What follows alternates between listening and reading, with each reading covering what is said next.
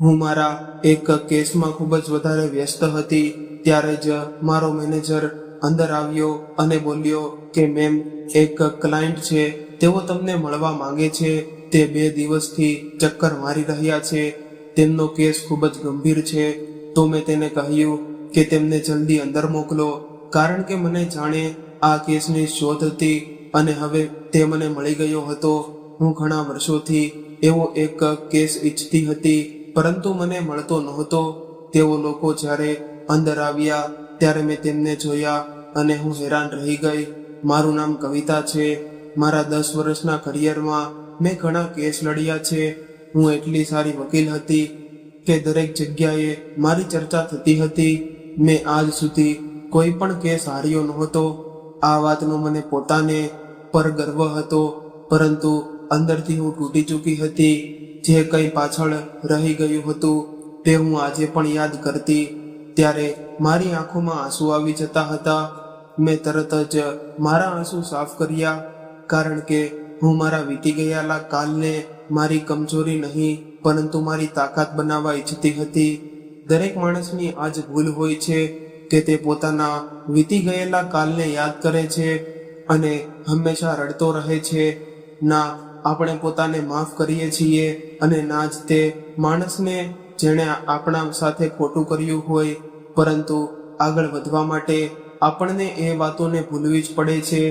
મેં ફાઇલ ઉઠાવી અને રૂમની બહાર આવી ગઈ. બહાર મારી માસી મારી રાહ જોઈ રહી હતી. જો તે મારી સાથે ન હોત તો આજે હું ક્યારેય આટલી આગળ વધી શકતી નહોતી. હું તેમના પાસે ગઈ, તેમનો આશીર્વાદ લીધો અને તેમની પાસે બેસી ગઈ. અમે બંને સાથે બેસીને ભોજન કરી રહ્યા હતા. મેં હજી પહેલો ગ્રાસ મોઢામાં મૂક્યો જ હતો કે ત્યારે તેમણે કહ્યું, એ વાતને 15 વર્ષ થઈ ગયા છે. શું તને તારી દીકરીની યાદ નથી આવતી? શું તું તેને મળવા નથી માંગતી? મારી પાસે કોઈ જવાબ નહોતો. હું સંપૂર્ણ શાંત થઈ ગઈ હતી. હું મારી જગ્યાએથી ઊભી થઈ શકતી નહોતી. ઊભી થઈ ગઈ હતી ત્યારે તે બોલી, આખરે તું કેટલા સમય સુધી આ રીતે ભાગતી રહેશે? આટલા વર્ષ થઈ ગયા, ના તું તારા ચહેરાની સર્જરી કરાવી છે, ના તું તારી દીકરીને મળી છે અને ના તું એ માણસને સજા અપાવી છે જેણે તારી સાથે આ બધું કર્યું. માસીની વાત સાંભળીને મારા અંદરને જાણે આગ લાગી ગઈ હતી. તે વારંવાર મારી જિંદગીમાં દખલ કરતી હતી અને મને સમજવાની કોશિશ કરતી હતી, જાણે હું પોતે કશું સમજતી જ ન હોઉં. જ્યારે તેમણે મારી દીકરીનો ઉલ્લેખ કર્યો ત્યારે મને ખૂબ જ ખરાબ લાગ્યું હતું. મેં ગુસ્સો દબાવવાનું કહ્યું, માસી જુઓ, હું તમારી ખૂબ જ ઇજ્જત કરું છું, પરંતુ તેનો એવો અર્થ નથી કે તમે મારી જિંદગીના નિર્ણય લો. હું પોતે સમજું છું કે મને શું કરવું છે અને શું નહીં. તમે મારી જિંદગીમાં દખલ ન કરો. મારો અવાજ કઠોર હતો અને હું જાણતી હતી કે મેં તેમને ઊંચા અવાજે કહી દીધું હતું, પરંતુ તે સમયે મારા દિલમાં જે દુઃખ હતું તેણે મને આવું બોલવા મજબૂર કરી દીધું હતું. હું ત્યાં એક ક્ષણ પણ રોકાવા માંગતી નહોતી. મેં મારી ફાઇલ ઉઠાવી અને ઝડપથી પગલા સાથે બહાર નીકળી ગઈ. ડ્રાઈવર પહેલેથી કાર લઈને ઊભો હતો. તેણે મને જોઈને તરત જ દરવાજો ખોલ્યો અને હું શાંતિથી જઈને બેઠી અને બારીની બહાર જોવા લાગી. રસ્તા પર મારા દિમાગમાં ઘણું બધું ચાલી રહ્યું હતું. આજે મારા માટે ખૂબ જ મોટો દિવસ હતો. આજે મને વકીલ બને ના પૂરા 10 વર્ષ થઈ ગયા હતા અને કોર્ટમાં બધા લોકો મારા માટે નાનો જન્મ રાખવાના હતા. પરંતુ માસીની વાતોએ મારો આખો મૂડ ખરાબ કરી નાખ્યો હતો. જે ખુશી સવારે સુધી મારા ચહેરા પર હતી તે હવે ગાયબ થઈ ગઈ હતી. હું રસ્તા પર એ જ વિચારતી રહી કે લોકો કેમ નથી સમજતા કે દરેક માણસનું પોતાનું દુઃખ હોય છે અને દરેક વ્યક્તિ તેને ભૂલી નથી શકતા. થોડી વાર પછી કાર કોર્ટમાં પહોંચી ગઈ. મેં ડ્રાઈવરને કહ્યું કે સાંજે 5 વાગ્યે લેવા આવજો અને પછી હું અંદર ચાલી ગઈ. કોર્ટની ઇમારત મને હંમેશા તાકાત અપાવતી હતી. આજ તે જગ્યા હતી જ્યાં આવીને મેં પોતાને ફરી ઊભું કર્યું હતું. આજ તે જગ્યા હતી જ્યાં મેં મારા દુઃખોને કમજોરી નહીં પરંતુ મારી તાકાત બનાવી દીધી હતી. હું એક અનુભવી વકીલ બની ચૂકી હતી, તેથી મને ત્યાં અલગ રૂમ આપવામાં આવ્યો હતો. જેમ જ હું મારા રૂમ પાસે પહોંચી અને દરવાજો ખોલ્યો તો અચાનક મારા ઉપર ફૂલોનો વરસાદ થવા લાગ્યો. હું એક ક્ષણ માટે ચોંકી ગઈ. પછી મેં જોયું કે અંદર ઘણા વકીલો ઊભા હતા. બધા સ્મિત કરી રહ્યા હતા અને તાળી વગાડી રહ્યા હતા. તેમાંથી ઘણા એવા લોકો હતા જેમણે મારા મુશ્કેલ દિવસોમાં મારો સાથ આપ્યો હતો. જ્યારે લોકો મને કમજોર માનતા હતા, તેમણે મારા પર વિશ્વાસ કર્યો હતો. આજે એ જ લોકો મારી સફળતાથી ખુશ હતા. બધા મને અભિનંદન આપી રહ્યા હતા. કોઈ કહી રહ્યું હતું કે તમે નામ રોશન કરી દીધું. કોઈ કહી રહ્યું હતું કે તમે અમારી પ્રેરણા છો. હું હળવેથી સ્મિત કરી, પરંતુ દિલની અંદરનું દુઃખ હજુ પણ એ જ હતું. ત્યારે ભીડમાંથી મારી મિત્ર નિધિ મારા પાસે આવી. તે ખૂબ ખુશ હતી. તેણે મને ગળે લગાડવી અને કહ્યું કે ખૂબ ખૂબ અભિનંદન. આજે તને અહીં સુધી પહોંચીને પૂરા 10 વર્ષ થઈ ગયા. મને તારા પર ખૂબ ગર્વ છે. મેં પણ તેને આભાર કહ્યું. અમે બંને થોડો સમય વાતો કરતા રહ્યા. પછી તે અચાનક થોડું ગંભીર થઈને બોલી કે તું આ રીતે કેટલા સમય સુધી રહેશે? મારી વાત માન. એક ખૂબ સારા સર્જન ડોક્ટર છે. તું એકવાર તેમને મળી લે, એપોઇન્ટમેન્ટ લઈ લે અને તારા ચહેરાની સર્જરી કરાવી લે. તેની વાત સાંભળતા મારી સ્મિત ગાયબ થઈ ગઈ. મેં તેની તરફ જોયું અને ઠંડા અવાજમાં કહ્યું કે મારે એક કેસ પર કામ કરવું છે. શું તું મારા રૂમમાંથી જઈ શકે છે? મારી વાત સાંભળીને તે થોડી અસ્વસ્થ થઈ ગઈ, પરંતુ પછી બોલી કે હા, જઈ રહી છું. મારી પાસે પણ ઘણું કામ છે. હું આખો દિવસ તારી સાથે બેસીને વાત નહીં કરું, પરંતુ મારી વાત માની લે. પોતાના પર આટલો જુલ્મ ન કર. 15 વર્ષ થઈ ગયા છે. આખરે કેટલા સમય સુધી તું આ રીતે રહેશે? એકવાર મારી વાત માની લે. આટલું કહીને તે ચાલી ગઈ. તેના છતાં જ મારા અંદર દબાયેલું બધું બહાર આવવા લાગ્યું. મારી આંખોમાંથી આંસુ વહેવા લાગ્યા. હું ખુરશી પર બેસી ગઈ અને બંને હાથોથી મારો ચહેરો ઢાંકી દીધો. આજે પણ તે ચીસ મારા કાનમાં ગૂંજતી હતી, જે વર્ષો પહેલા મારા અંદરથી નીકળી હતી. તે દુઃખ આજે પણ જીવતું હતું. લોકો સમજતા હતા કે સમય બધું ભરી દે છે, પરંતુ કેટલાય ઘા એવા હોય છે જે ક્યારેય નથી ભરાતા. માણસ ફક્ત તેમને છુપાવવું શીખી જાય છે. મેં એ જ દુઃખને મારી તાકાત બનાવી લીધું હતું. મેં નક્કી કરી લીધું હતું કે હું એ સ્ત્રીઓ માટે લડીશ, જેઓની અવાજ કોઈ સાંભળતું નથી, જેઓ સાથે ખોટું થાય છે અને સમાજ તેમને ચૂપ રહેવા કહે છે. હું આંસુ પોંછ્યા જ કરી રહી હતી કે ત્યારે જ દરવાજા પર ટકોરા પડ્યા. મેં પોતાને સાંભળ્યું અને કહ્યું કે અંદર આવો. મારો મેનેજર અંદર આવ્યો. તે થોડો ગભરાયેલો લાગતો હતો. તેણે કહ્યું કે મેમ, એક ક્લાયન્ટ છે.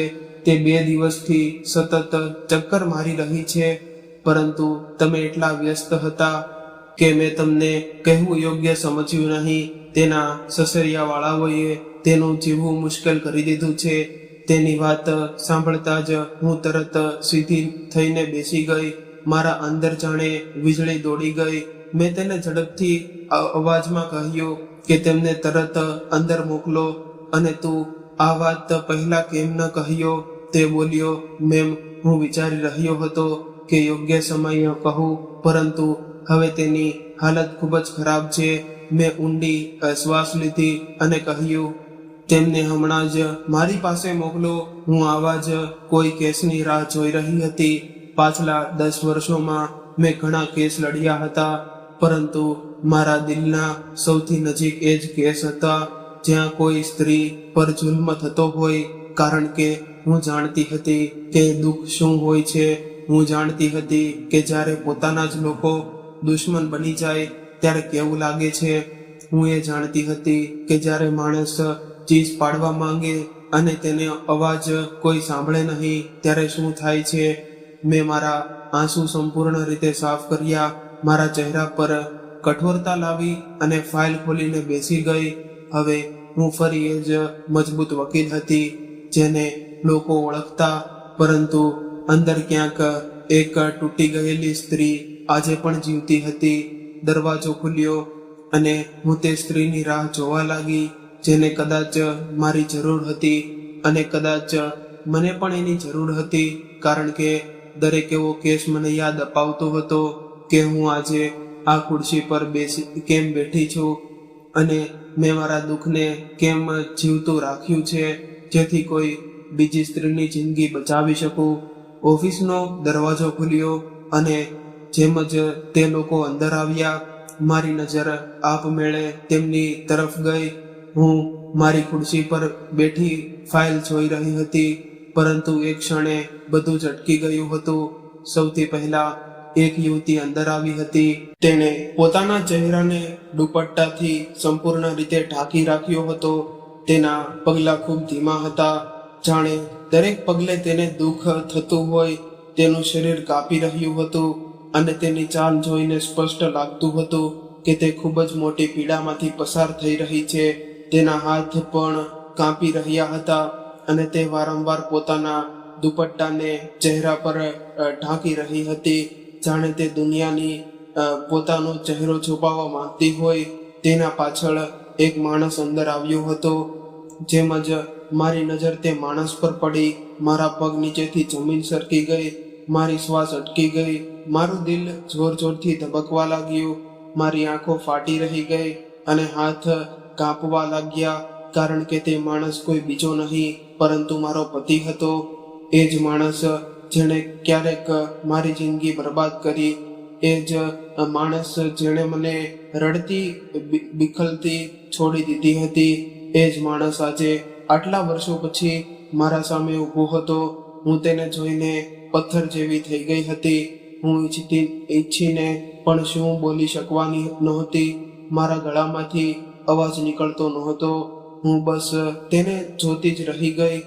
તે મને ઓળખી શક્યો નહોતો, કારણ કે હવે મારો ચહેરો પહેલા જેવો રહ્યો નહોતો. જિંદગીએ મારા ચહેરા પર દિલ બની પણ ઊંડા નિશાન છોડી દીધા હતા. તે મારા ટેબલ સામે આવીને ઊભો રહ્યો અને હાથ જોડીને બોલ્યો, મેડમ, હું 2 દિવસથી તમારા ઓફિસના ચક્કર મારી રહ્યો છું, પરંતુ મને તમે મળતા નહોતા. આજે ખૂબ મુશ્કેલીથી મળવાનો મોકો મળ્યો છે. તેનો અવાજ સાંભળીને મારું દિલ વધુ જોરથી ધબકવા લાગ્યું. હું તેના દરેક શબ્દ સાંભળી રહી હતી, પરંતુ કંઈ બોલી નહોતી શકતી. તેણે પોતાના સાથે ઊભેલી યુવતી પર ઈશારો કર્યો અને બોલ્યો કે આ મારી દીકરી છે. તેના સસરિયાવાળાઓએ તેના પર ખૂબ જુલ્મ કર્યો છે. તેના પતિએ તેના ચહેરાને નુકસાન પહોંચાડ્યું છે. તેનો ચહેરો બગાડી નાખ્યો છે. મારી દીકરીની કોઈ ભૂલ નહોતી. મેડમ, મારી દીકરી બેકસૂર છે. તમે તેનો કેસ લઈ લ્યો. તમે જ અમારી છેલ્લી આશા છો. તેની આ વાત સાંભળીને મારા શરીરમાં જાણે વીજળી દોડી ગઈ. મારી આંખો તે યુવતી તરફ અટકી ગઈ. હું તેને ધ્યાનથી જોવા લાગી. તેના કાંપતા હાથ, તેની ઝૂકેલી ગરદન, તેનું દુઃખથી ભરેલું ઊભું રહેવું, બધું જ મારા દિલને ચીરી રહ્યું હતું. પછી તેણે કહ્યું કે મેડમ, હું તમને આખી વાત કહું છું. મારી દીકરી ખૂબ સીધી છે. તેણે ક્યારેય કોઈનું ખરાબ નથી કર્યું, પરંતુ તેના સસરિયાવાળાઓએ તેને જીવવા નથી દીધી. મારી દીકરીને રોજ તાણા મારવામાં આવ્યા, તેને મારવામાં આવી, તેને ડરાવવામાં આવી અને આખરે તેને આ પતિએ તેનો ચહેરો બગાડી નાખ્યો. તેનો અવાજ મારા કાનમાં ગુંજી રહ્યો હતો, પરંતુ મારું મન ક્યાંય બીજી જગ્યાએ પહોંચી ગયું હતું. મને લાગતું હતું કે જાણે વર્ષો પહેલાનો સમય પાછો આવી ગયો હોય, જાણે મારા પોતાના પિતા મારા સામે ઊભા રહીને મારા માટે ન્યાય માંગતા હોય, જાણે મારી જૂની જિંદગી ફરીથી મારી સામે જીવતી થઈ ગઈ હોય. હું તે યુવતીને જોતી રહી અને અચાનક મારું દિલ જોરથી ધબક્યું, કારણ કે તે કોઈ બીજું નહીં પરંતુ મારી પોતાની દીકરી રિદ્ધિ હતી. મારી દીકરી, મારી રિદ્ધિ મારી આંખો સામે અંધારું છવાઈ ગયું. હું તેને જોતા જ અંદરથી તૂટી ગઈ. હું ઊભી થઈને તેના પાસે જવા માંગતી હતી, તેને મારા છાતી સાથે ચોંટાડી દેવા માંગતી હતી, તેના માથા પર હાથ ફેરવવા માંગતી હતી, તેને કહેવા માંગતી હતી કે બેટા, હું અહીં છું, હું તારી માં છું, હું તને છોડીને ક્યાંય ગઈ નહોતી, હું તને દરરોજ યાદ કરું છું, પરંતુ હું મારી જગ્યાનીથી હલી પણ શકતી નહોતી. હું જડ થઈ ગઈ હતી. કદાચ તેણે પણ મને ઓળખી નહોતી. કેવી રીતે ઓળખે? મારો ચહેરો પણ હવે પહેલા જેવો નહોતો. મારા ચહેરા પર પણ દુઃખના નિશાન હતા. હું પણ દુર્ઘટનાઓથી ઘાયલ થયેલી સ્ત્રી હતી. મારી દીકરી સામે ઊભી હતી અને મને ઓળખી પણ નહોતી શકતી. એક માતા માટે આથી મોટું દુઃખ બીજું શું હોઈ શકે? હું તેની હાલત જોઈને અંદરથી ફાટી રહી હતી. મને લાગતું હતું કે જાણે કોઈએ મારું કાળજું નોચી લીધું હોય. મારી આંખોમાંથી આંસુ આપોઆપ વહેવા લાગ્યા. હું રોકવા માંગતી હતી, પરંતુ રોકી ન શક્યા.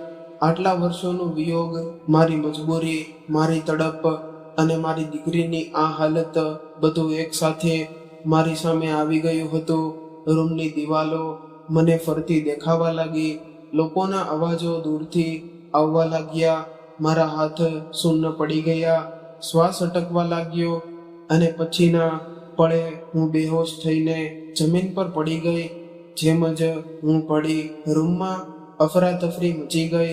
કોઈ પાણી લાવવા બોલ્યું તો કોઈ મને ઊભું કરાવવા લાગ્યું. કોઈ ડોક્ટરને ફોન કરવા લાગ્યો તો કોઈ મારું નામ લઈને બોલાવતું રહ્યું હતું, પરંતુ મને કંઈ સ્પષ્ટ સંભળાતું નહોતું. બધું ધૂંધળું થઈ ગયું હતું. થોડી વાર પછી જ્યારે મારી આંખ ખુલી તો મારા કેબિનના સોફા પર સૂતી હતી. મારું માથું ખૂબ ભારે હતું, આંખોમાં બળતરા હતી, શરીર તૂટી રહ્યું હતું. સામે મારી મિત્ર નીતિ ઊભી હતી. તેના ચહેરા પર ચિંતા સ્પષ્ટ દેખાઈ રહી હતી. તેણે મારો હાથ પકડી રાખ્યો હતો અને મારી તરફ ઝૂકી બોલી, તું ઠીક છે ને? મેં ધીમેથી આંખો ખોલી અને આજુબાજુ જોયું. મારો આસિસ્ટન્ટ વકીલ પણ ત્યાં ઊભો હતો. મેનેજર પણ નજીક ઊભો હતો. બધાના ચહેરા પર ગભરાટ હતો. મેં ખૂબ મુશ્કેલીથી પૂછ્યું, એ લોકો ક્યાં ગયા? નીતિએ મારી તરફ જોયું, પછી બોલી, મેં તેમને બહાર બેસાડ્યા છે. પહેલા તું પોતાને સંભાળ. મારી આંખોમાંથી ફરી આંસુ વહેવા લાગ્યા. નીતિ સમજી નહોતી શકતી કે મારા અંદર શું ચાલી રહ્યું હતું. કોઈ જાણતું નહોતું કે બહાર બેઠેલી યુવતી મારી પોતાની દીકરી છે અને જે માણસ ન્યાય માંગવા આવ્યો છે એ જ માણસે મારી જિંદગી બરબાદ કરી હતી. ત્યારે જ ડૉક્ટર અંદર આવ્યા.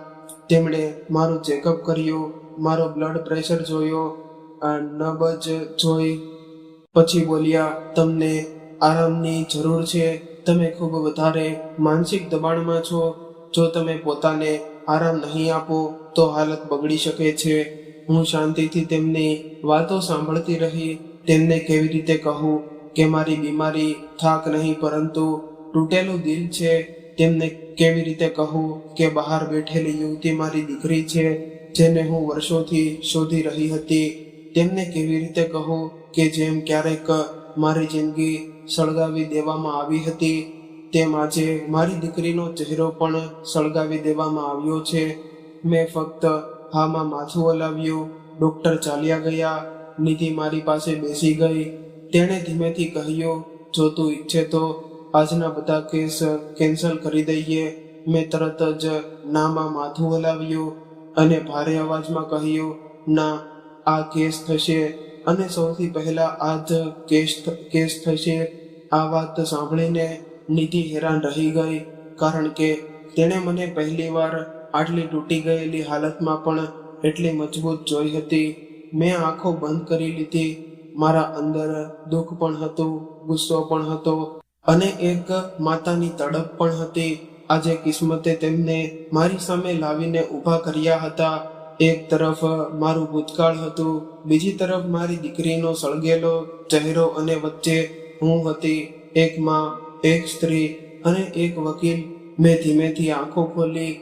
મારો અવાજ હવે પહેલેથી વધુ મજબૂત હતો. મેં નિધિ તરફ જોયું અને કહ્યું કે તેમને અંદર મોકલો. હવે સમય આવી ગયો છે કે હું મારી દીકરી માટે લડું અને એ બધાને તેમની કરેલી સજાનો અહેસાસ કરાવું, જેણે મારી દીકરીની જિંદગી બરબાદ કરી છે. નિધિએ મારી તરફ જોયું હતું. તેની આંખોમાં ચિંતા સ્પષ્ટ દેખાતી હતી.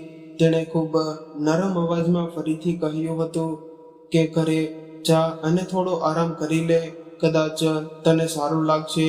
હું થોડા પળો સુધી તેની તરફ જોતી રહી હતી. પછી મારી નજર બહાર ઉભેલા એ બાપ દીકરી તરફ ગઈ. મારી દીકરી માથું ઝુકાવીને ઊભી હતી અને મારો પતિ મને ઘૂરી રહ્યો હતો. તેની આંખો જાણે મારા ચહેરાને વાંચવાનો પ્રયત્ન કરી રહી હતી. મને એક ક્ષણે એવું લાગ્યું કે જાણે તેણે મને ઓળખી લીધી છે, જાણે તેના દિમાગમાં કોઈ જૂની તસવીર આવી ગઈ હતી, જાણે તેણે મારા ચહેરાની પાછળ છુપાવેલી એ સ્ત્રી દેખાઈ ગઈ હોય તેણે વર્ષો પહેલા તોડી નાખી હતી. મારું દિલ વધુ જોરથી ધબકવા લાગ્યું હતું. હું ત્યાં એક ક્ષણ માટે પણ રોકાવા માંગતી નહોતી. હું ધીમેથી ઊભી થઈ. મારા પગ લથડી રહ્યા હતા, પરંતુ મેં પોતાને સંભાળ્યો અને કંઈ બોલ્યા વગર રૂમની બહાર આવી ગઈ. પાછળથી નિધિએ અવાજ આપ્યો, પરંતુ મેં પાછું વળીને જોયું નહોતું. હું બસ ચાલતી રહી. મારું છાતી ભારે થઈ ગયું હતું, શ્વાસ તૂટી રહ્યા હતા અને આંખો સામે બધું ધૂંધળું લાગી રહ્યું હતું. હું બહાર આવીને સીધી કારમાં બેસી ગઈ. ડ્રાઈવરે મને એ હાલતમાં જોઈને કંઈ પૂછવાની હિંમત ન કરી. તેણે તરત કાર સ્ટાર્ટ કરી દીધી અને ઘરની તરફ ચલાવી દીધી હતી. કારની બારીની બહાર રસ્તાઓ દોડી રહ્યા હતા, પરંતુ મારા અંદર સમય પાછળ જઈ રહ્યો હતો. મારી આંખો સામે વારંવાર એ જ ચહેરો આવી રહ્યો હતો, મારી દીકરીનો ચહેરો, જે દુઃખથી ઝૂલતો હતો, અને તેના પાછળ ઉભેલો એ માણસ જે ક્યારે મારું બધું હતો, પછી મારી જિંદગીનો સૌથી મોટો ઘા બની ગયો હતો. હું સીટ પર બેઠી હતી, પરંતુ મને લાગતું હતું કે હું કોઈ ઊંડા કૂવામાં પડી રહી હોઉં. મારું દિલ ખૂબ જ ખરાબ રીતે તૂટી ગયું હતું. મને લાગતું હતું કે જાણે કિસ્મતે મારા જૂના ઘાવો ફરીથી ખોલી દીધા હોય. હું વિચારતી પણ નહોતી કે કરી શકતી કે જે કંઈ 15 વર્ષ પહેલા મારા સાથે થયું હતું એ જ બધું મારી દીકરી સાથે પણ થશે. મેં મારી દીકરીને એ માણસ પાસે એ માટે છોડી હતી કારણ કે એ સમયે મારી પાસે બીજો કોઈ રસ્તો નહોતો. હું તૂટી ગઈ હતી, સળગી ગઈ હતી, એકલી હતી, અને મને લાગતું હતું કે ભલે તેણે મારી સાથે કેટલું ખરાબ કર્યું હોય, પરંતુ પોતાની દીકરી સાથે ક્યારે ખોટું નહીં કરે અને તેનું ધ્યાન રાખશે, તેને પ્રેમ આપશે, તેની રક્ષા કરશે. કારણ કે હું જાણતી હતી કે તે પોતાની દીકરીને ખૂબ જ પ્રેમ કરતો હતો, અથવા ઓછામાં ઓછું મને એવું લાગતું હતું. પરંતુ આજે સચ્ચાઈ મારી સામે ઊભી હતી. તેણે ના તેને બચાવી, ના તેનો સાથ આપ્યો અને ના તેનું ધ્યાન રાખ્યું. આટલી નાની ઉંમરમાં મારી દીકરી સાથે આટલું બધું થઈ ગયું અને હું તેનાથી ખૂબ જ દૂર બેસી રહી. હું માં થઈને પણ કંઈ કરી નહોતી શકી. આ જ વિચારીને મારી શ્વાસ ઘૂંટવા જઈ રહી હતી. થોડી વાર પછી કાર ઘેરે પહોંચી ગઈ અને ડ્રાઈવરે ધીમેથી કહ્યું, મેમ, ઘર આવી ગયું છે. મેં આંખો ખોલી, જાણે કોઈ ઊંઘમાંથી જાગી હો.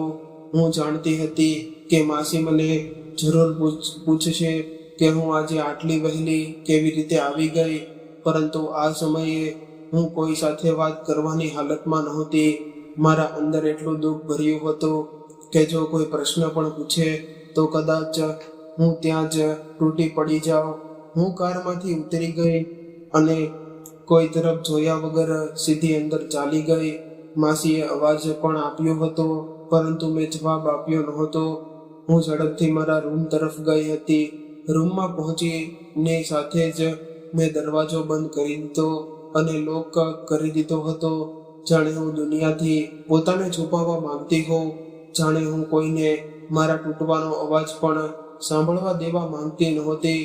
હું ધીમે ધીમે પલંગ સુધી ગઈ અને બેસવા જ મારી આંખોમાંથી આંસુ વહેવા લાગ્યા. હું પોતાને રોકી નહોતી શકી. હું બંને હાથોથી મારો ચહેરો ઢાંકીને રડવા લાગી હતી. મારી રડવાનો અવાજ રૂમની દિવાલોમાં દબાઈ ગયો હતો અને મને સમજાતું નહોતું કે હું કઈ વાત પર વધુ રડું. મારી દીકરીની હાલત પર, મારા વીતી ગયેલા દુઃખ પર, કે એ વાત પર કે મેં જે માણસ પર વિશ્વાસ કર્યો હતો એ જ વિશ્વાસ ખોટો નીકળ્યો. હું વારંવાર એ જ વિચારી રહી હતી કે જો હું તેને મારા સાથે લઈ આવતો હોત તો હું લડી હોત, તો જો હું તેને છોડીને ના ગઈ હોત તો કદાચ આજે તે આ હાલતમાં ન હોત. પરંતુ હવે પસ્તાવો કરીને શું બદલવાનું હતું? મારી દીકરીનો ચહેરો સળગી ગયો હતો. તેની જિંદગી પર દુઃખના નિશાન પડી ગયા હતા અને હું ફક્ત રડી શકતી હતી. રડતા રડતા મારું મન અચાનક ખૂબ પાછળ ચાલી ગયું હતું. હું મારા વીતી ગયેલા કાલમાં પહોંચી ગઈ હતી. એ સમય જ્યારે હું ફક્ત એક અસામાન્ય છોકરી હતી, સપનાઓથી ભરેલી, હસતી રમતી જિંદગી જીવતી છોકરી. મેં હમણાં જ 12મું પૂરું કર્યું હતું. ઘરની હાલત સારી નહોતી, પરંતુ મારા અંદર ભણવાનો જુસ્સો હતો. હું આગળ વધવા માંગતી હતી. હું કંઈક બનવા માંગતી હતી. તેથી મેં ગ્રેજ્યુએશન કરવા માટે કોલેજમાં એડમિશન લઈ લીધું. હું ફર્સ્ટ સેમેસ્ટરમાં હતી. નવી પુસ્તકો, નવી કોલેજ, નવી દુનિયા, બધું જ મારા માટે ખૂબ ખાસ હતું. પરંતુ એ ખુશીઓ પાછળ સંઘર્ષ પણ ઘણો હતો. કોલેજની ફી ભરવી સહેલી નહોતી. ઘરેથી એટલા પૈસા આવતા નહોતા જેથી મેં પોતે કામ કરવાનું શરૂ કર્યું હતું. હું બાળકોને ટ્યુશન આપતી હતી. નાના બાળકોને ABCD થી લઈને ગણિત સુધી ભણાવતી હતી. આજે 2 કલાક તેમના ઘરે જતી હતી અને જે પૈસા મળતા હતા તેને સંભાળી રાખતી હતી. એમાંથી જ ફી ભરતી. એ સિવાય હું કઢાઈ અને ગૂંથણ પણ કરતી હતી. પડોશની સ્ત્રીઓ કપડાં આપતી, હું તેના પર ડિઝાઇન બનાવી દેતી. દુપટ્ટા પર કામ કરતી. સ્વેટર ગૂંથવાનું હોય અને જે થોડું ઘણું મળતું હોય એમાંથી મારું ભણતર ચલાવવાનું. અને ઘણીવાર રાતે મોડા સુધી જાગવું પડતું હતું. હાથ દુખી જતા હતા, આંખો થાકી જતી હતી, પરંતુ દિલ ખુશ રહેતું હતું, કારણ કે મને લાગતું કે હું મારા સપનાઓ માટે મહેનત કરી રહી છું. કોલેજ જવું મારા માટે કોઈ તહેવારથી ઓછું નહોતું. હું સવારે વહેલી ઉઠતી અને મારો જૂનો બેગ તૈયાર કરતી હતી અને પુસ્તકો મૂકતી અને બસ પકડીને કોલેજ ચાલી જતી હતી. મારા પાસે વધારે કપડાં નહોતા, પરંતુ હું હંમેશા સાફ સુથરા કપડાં પહેરતી. મને સાદગી પસંદ હતી અને ક્લાસમાં હું આગળ બેસતી હતી, ધ્યાનથી ભણતી અને શિક્ષકો પણ મને ખૂબ પસંદ કરતા હતા, કારણ કે હું મહેનતી હતી. ઘણી છોકરીઓ અમીર ઘરમાંથી હોય, તેમની પાસે બધું હતું, પરંતુ મને ક્યારે તેમની ઈર્ષા નહોતી થઈ અને મને ફક્ત મારી મંજિલ દેખાતી હતી. હું વિચારતી હતી કે એક દિવસ હું પણ કંઈક બનીશ, પોતાના પગ પર ઊભી રહીશ, માસીને આરામ આપીશ, પોતાનું નાનું ઘર લઈશ અને શાંતિથી જીવીશ. અને શું ખબર હતી કે મારી જિંદગીનો રસ્તો અચાનક બદલાઈ જવાનો છે? મને શું ખબર હતી કે કોલેજના એ જ દિવસોમાં મારી મુલાકાત એ માણસ સાથે થશે જે પહેલા મને પ્રેમના સપના બતાવશે અને પછી મારી આખી દુનિયા બરબાદ કરી દેશે. તે સમયે હું ખૂબ ભોળી હતી. લોકોની નિયત ઓળખવી અને આવડતી નહોતી. હું દરેક સ્મિત કરતા ચહેરાને સારો સમજી લેતી હતી. દરેક મીઠી વાત પર વિશ્વાસ કરી લેતી હતી. મને ખબર નહોતી કે કેટલાય લોકો બહારથી ફૂલ જેવા હોય છે અને અંદરથી કાંટા જેવા હોય છે. હું પલંગ પર બેઠી રડતા રડતા આ બધું યાદ કરતી રહેતી. મારું દિલ ભૂતકાળના ભાર નીચે દબાવવું રહ્યું હતું. રૂમમાં શાંતિ હતી. બહાર કદાચ માસી દરવાજો ખખડાવી રહ્યા હતા, પરંતુ હું કોઈને જવાબ આપવાની હાલતમાં નહોતી. હું ફક્ત એક માં હતી જે પોતાની દીકરીના દુઃખમાં સળગી રહી હતી, અને એક સ્ત્રી હતી જે પોતાના જૂના ઘા ફરી જીવી રહી હતી. હું મારા વીતી ગયેલા સમયમાં સંપૂર્ણ ખોવાઈ ગઈ હતી, જાણે આજનો દિવસ ક્યાંય દૂર રહી ગયો હોય અને હું ફરીથી એ જ જૂના દિવસોમાં પહોંચી જ ગઈ, જ્યાં અમારી જિંદગી આશા અને સંઘર્ષ વચ્ચે ચાલી રહી હતી. હું મારી મહેનતથી મારી ભણતર પૂરું કરી રહી હતી. દરેક દિવસ મારા માટે સહેલો નહોતો, પરંતુ હું હાર માનવા વાળી છોકરીમાંથી નહોતી.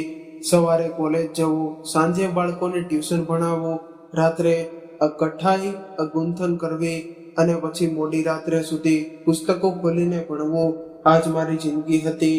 થાક બહુ લાગતો હતો, હાથ દુખતા હતા, આંખોમાં બળતરા થતી હતી, પરંતુ દિલમાં એક સપનું હતું કે મને વકીલ બનવું છે અને મારી ઓળખ બનાવવી છે. મને કોઈ પણ ભાર બનીને નથી જીવવું.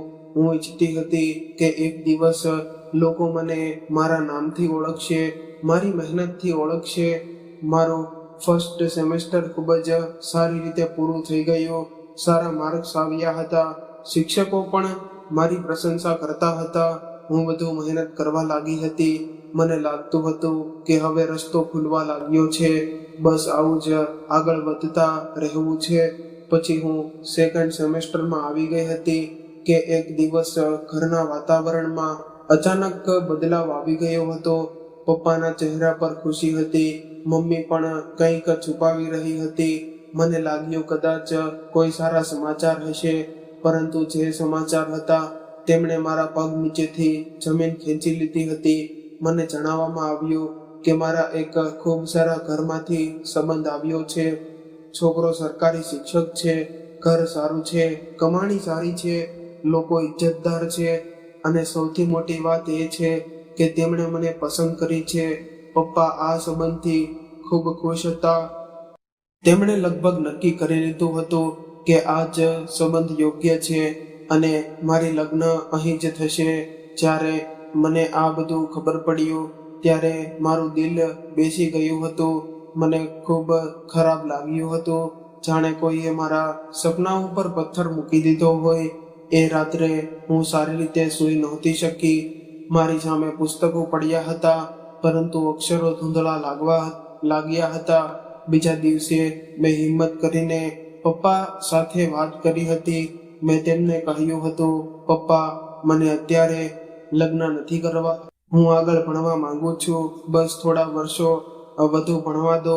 હું એકવાર વકીલ બની જઈશ તો આવા ઘણા સંબંધો મારા માટે આવશે. પછી તમે મારી લગ્ન કરી દેજો. હું અત્યારે મારું સપનું અધૂરું છોડવા માંગતી નથી. મેં ખૂબ પ્રેમથી સમજાવ્યું હતું. હું રડી પણ હતી, પરંતુ તેમણે મારી એક પણ વાત સાંભળી નહોતી. તેઓ ગુસ્સામાં બોલ્યા હતા, તારે ભણીને શું કરવું છે? વકીલ બનીને શું કરી લેશે? આખરે ઘર સંભાળવાનું છે ને? આટલા સારા ઘરમાંથી સંબંધ આવ્યો છે, સરકારી નોકરી વાળો છોકરો છે, છોકરાનું નામ મહેશ છે. આવા સંબંધો રોજ નથી આવતા. હું તારું ખરાબ નથી વિચારી રહ્યો. તારા લગ્ન કરી દેવું એ જ સારું છે. તેમના અવાજમાં નિર્ણય હતો. અમારા માટે કોઈ જગ્યા નહોતી. મેં ફરી પણ કહ્યું હતું, પપ્પા, હું ભણવા માંગુ છું. પરંતુ તેમણે સ્પષ્ટ કહી દીધું હતું કે હવે વાત પૂરી થઈ ગઈ. સંબંધ પાક્કો થશે અને લગ્ન પણ થશે. હું શાંત થઈ ગઈ હતી, પરંતુ અંદરથી તૂટી રહી હતી. મને લાગ્યું જાણે મારી મહેનત, મારો રસ્તો, મારા પુસ્તકો, મારા સપનાઓ બધું બેકાર થઈ ગયું. મેં મમ્મી પપ્પા સાથે વાત કરવાની કોશિશ કરી. મને આશા હતી કે કદાચ મમ્મી મારું દુઃખ સમજશે. હું તેમના પાસે જઈને બેઠી હતી અને રડતા રડતા કહ્યું હતું કે મમ્મી, મને આગળ ભણવા દો. જો તમે લોકો લગ્ન કરવા માંગતા હોય તો ઠીક છે, હું લગ્ન કરી લઈશ, પરંતુ એક વાતનું વચન આપો, લગ્ન પછી મને ભણવાની પરમિશન જોઈએ. હું મારી ભણતર પૂરું કરવા માંગુ છું. હું એક વકીલ બનવા માંગુ છું. મમ્મીએ મને શાંત કરાવી હતી અને મારા માથા પર હાથ ફેરવ્યો હતો અને કહ્યું હતું કે ઠીક છે, જો તારો પતિ ઈચ્છતે હોય તો તું આગળ ભણી લેજે. આ સાંભળીને મને થોડી આશા મળી હતી. મેં વિચાર્યું કે ચાલો કદાચ લગ્ન પછી બધું ઠીક થઈ જશે, કદાચ સાસરિયાવાળા સમજદાર નીકળશે, કદાચ પતિ સાથે સાથ આપશે અને કદાચ મારી જિંદગી સંપૂર્ણ રીતે નહીં તૂટે.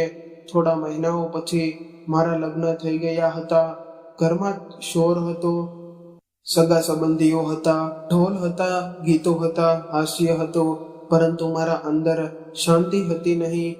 બધા લોકો કહી રહ્યા હતા કે છોકરી કેટલી નસીબદાર છે, આટલો સારો સંબંધ મળ્યો છે, સરકારી નોકરી વાળો પતિ છે, સારું ઘર છે, પરંતુ કોઈ મારા દિલની અવાજ સાંભળતું નહોતું.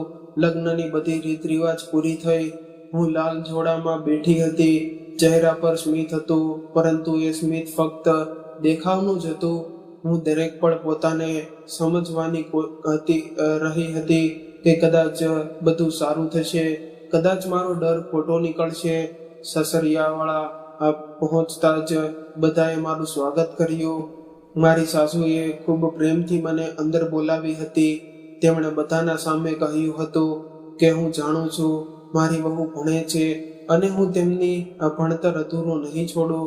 આ વકીલ બનવા માંગે છે, તેની ભણવાનો ખર્ચ હું ઉઠાવીશ, હું તેને વકીલ બનાવીશ. ત્યાં હાજર બધા લોકો તેમની પ્રશંસા કરવા લાગ્યા હતા. કોઈ કહી રહ્યું હતું કે વાહ કેવી વિચારસરણી છે, કોઈ કહી રહ્યું હતું કે આજકાલ આવી સાસુ ક્યાં મળે.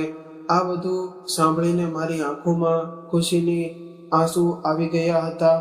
મને લાગ્યું કદાચ ઉપરવાળાએ મારી સાંભળી લીધી, કદાચ ખરેખર મને સારું ઘર મળ્યું છે, કદાચ હવે હું લગ્ન પણ નિભાવીશ અને ભણતર પર પૂરું કરી શકીશ.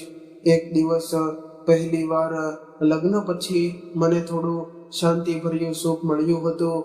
હું મનમાં ને મનમાં સાસુનો આભાર માની રહી હતી. હું વિચારતી હતી કે હું તેમનો વિશ્વાસ ક્યારેય નહીં તોડું. હું મહેનત કરીશ, નામ કમાઈશ અને આ ઘરની ઇજ્જત વધારીશ. બહારથી બધું ખૂબ સારું લાગતું હતું. રાત થઈ ગઈ હતી. લગ્નની પહેલી રાત હતી. ઘરની સ્ત્રીઓ રૂમમાં બેઠી હાસ્ય મજાક કરી રહી હતી. રીત રિવાજ ચાલી રહ્યા હતા. હું શરમ અને થાકમાં શાંતિથી બેઠી હતી. ત્યારે મારા પતિ ત્યાં આવ્યા. તેમણે બધાને બહાર જવાનો ઈશારો કર્યો. ધીમે ધીમે બધા બહાર ચાલ્યા ગયા. રૂમમાં શાંતિ છવાઈ ગઈ. હું ગભરાયેલી હતી. નવું ઘર, નવો સંબંધ, નવો માણસ. હું વિચારતી હતી કે કદાચ તેઓ મારી સાથે પ્રેમથી વાત કરશે, મારો હાલચાલ પૂછશે, મારા સપનાઓ વિશે પૂછશે. પરંતુ જે થયું તેણે મારી દુનિયા એ જ પળે બદલી નાખી. તેઓ સામે બેસીને ઠંડા અવાજમાં બોલ્યા, જો હું તને એક વાત એકદમ સ્પષ્ટ કહી દઉં કે મમ્મીએ બધાના સામે એમ જ કહી દીધું હતું કે અમે તને આગળ ભણવા દઈશું, કારણ કે તે ઈચ્છતી હતી કે અમારા પરિવારની વખાણ થાય, લોકો અમારી પ્રશંસા કરે. પરંતુ અમારા ઘરના કેટલાય નિયમો છે. લગ્ન પછી અમારા ઘરે છોકરીઓ ભણતી નથી. હું એકદમ સ્થિર થઈ ગઈ હતી. મારો શ્વાસ અટકી ગયો હતો. તેમણે આગળ કહ્યું, જો તારે ભણવું જ હોય તો મારા ઘરના દરવાજા ખુલ્લા છે, તું જઈ શકે છે. તેમના ચહેરા પર ના ગુસ્સો હતો, ના શરમ, ફક્ત કઠોરતા હતી, જાણે તેઓ કોઈ નિયમ સંભાળવી રહ્યા હોય. હું થોડા પળો સુધી તેમને જોતી રહી ગઈ. મને લાગ્યું કદાચ મેં ખોટું સાંભળ્યું છે. મેં ધીમેથી કહ્યું, પણ મમ્મીજીએ તો બધાના સામે કહ્યું હતું. તેઓ વચ્ચે જ બોલી પડ્યા, મેં કહ્યું ને એ ફક્ત દેખાવ માટે હતું. અહીં એ જ થશે જે અમારા ઘરમાં હંમેશા થતું આવ્યું છે. એક ક્ષણે મને લાગ્યું કે જાણે કોઈએ મારા છાતી પર ઘા માર્યો હોય. જે સપનું મને બતાવવામાં આવ્યું હતું તે એક જ પળમાં તૂટી ગયું હતું. મારી આંખોમાંથી આંસુ વહેવા લાગ્યા. હું રડવા માંગતી નહોતી, પરંતુ રોકી પણ નહોતી શકતી. હું એ રૂમમાં બેઠી હતી, દુલ્હનની વેશભૂષામાં સજેલી, પરંતુ અંદરથી સંપૂર્ણ રીતે ઉજળી ગઈ હતી. લગ્નના પહેલા જ દિવસે મને સમજાઈ ગયું હતું કે હું આ ઘરમાં વહુ બનીને આવી છું, માણસ બનીને નહીં. મારા સપનાઓની કોઈ કિંમત નહોતી, મારું ભણતરનું કોઈ મહત્વ નહોતું, મારી ઈચ્છાનું કોઈ મૂલ્ય નહોતું. એ રાત્રે હું ખૂબ રડી રહી હતી, ચૂપચાપ, જેથી બહાર કોઈને અવાજ ન જાય. મારી મહેંદી હજુ સુકાઈ પણ નહોતી અને મારી આશાઓ પહેલે દિવસે ધોઈ નાખવામાં આવી હતી. મારા લગ્નને 1 અઠવાડિયું થઈ ગયું હતું અને જોતા જોતા એ 7 દિવસ પણ પસાર થઈ ગયા હતા, જેમાં હું દરરોજ પોતાને સમજાવતી હતી કે કદાચ બધું ઠીક થઈ જશે, કદાચ મારા પતિનો ગુસ્સો ઓછો થઈ જશે, કદાચ તેઓ પોતાનો નિર્ણય બદલી લેશે. પરંતુ દરેક દિવસ સાથે મારી ચિંતા વધુ ને વધુ વધી રહી હતી, કારણ કે આવતા અઠવાડિયે મારા પેપર હતા અને મને કંઈ સમજાતું નહોતું કે હું શું કરું. હું સવારે લઈને રાત્રે સુધી ઘરના કામોમાં લાગી રહેતી, પરંતુ મારું મન હંમેશા પુસ્તકો અને આવનારી પરીક્ષામાં અટવાયેલું રહેતું હતું. હું વાસણ ધોતા પણ પ્રશ્નો યાદ કરતી હતી, રસોઈ બનાવતી વખતે પણ દિમાગમાં એ જ ચેપ્ટર ફરતા રહેતા હતા. રાત્રે જ્યારે બધા સૂઈ જતા ત્યારે હું શાંતિથી બેસીને વિચારતી હતી કે હું મારી ભણતર અહીં જ પૂરું થઈ જશે. શું મેં એટલી મહેનત કરી હતી એ બધું બેકાર થઈ જશે? મારી સાસુએ લગ્નના દિવસે બધાના સામે કહ્યું હતું કે તેઓ મારી ભણતર પૂરું કરાવશે, પરંતુ લગ્ન પછી તેમણે ફરી આ વિષય પર કોઈ વાત પણ નહોતી કરી. તેથી હું બધું ગભરાઈ રહી હતી. મને લાગવા લાગ્યું હતું કે કદાચ એ વાત ખરેખર ફક્ત લોકો સામે દેખાવ માટે જ કહી હતી. હું ઘણા દિવસો સુધી ચૂપ રહી, પરંતુ જ્યારે પેપર નજીક આવ્યા ત્યારે મારી હિંમત તૂટવા લાગી. મેં મારી મમ્મીને ફોન કર્યો હતો. મને લાગ્યું હતું કે કદાચ તેઓ મારું દુઃખ સમજી જશે, પરંતુ તેમણે ઉલટું મને જ દાટ્યું હતું. તેમણે કહ્યું કે હવે આગળ ભણીને શું કરશો?